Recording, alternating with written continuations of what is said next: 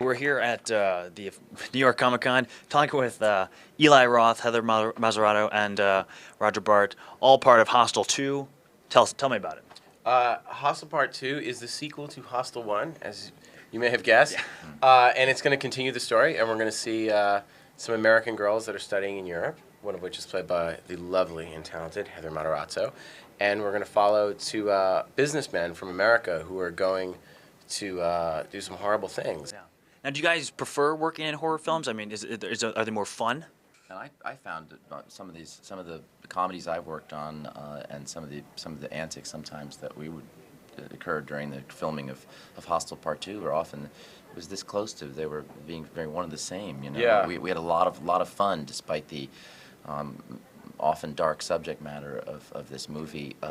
We had a blast. We had a lot of laughs. So you'll never necessarily detect that. Yeah. And it's probably a good thing. But they're both so appealing to do. We were filming some scenes, and it was like the crew members couldn't watch, and people were having nightmares. I thought it was hilarious. I loved it. For me, it was like actually oddly satisfying, really almost in a deep, almost sexual way. But most people are having no. It was like horrifying to watch. It was genuinely horrifying. But Now, do you scare easily? what?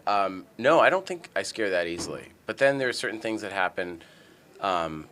You know, like there are things that you think you can't be freaked out. You think you've seen it all, and then you watch like remember Hurricane Katrina, seeing like the bodies floating on the street, and then the police didn't show up for days, like all that stuff. It was like, oh my God, we live in a country now where the police are going to quit and the army isn't going to come in and save you, and that was really scary. Now, what should we really be looking forward to with Hostel 2? Like, how do you make a sequel? I mean, It was difficult. I mean, the whole challenge is how do you repeat the experience of Hostel, but at the same time give people a new experience, but give them what they want, but don't just do the same thing the first time.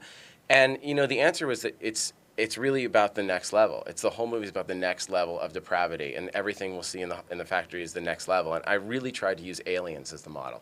Aliens and Road Warrior, where I thought those are two unbelievable horror sequels where you came out of that movie and you're like, oh my God, I think that was actually better than the first one.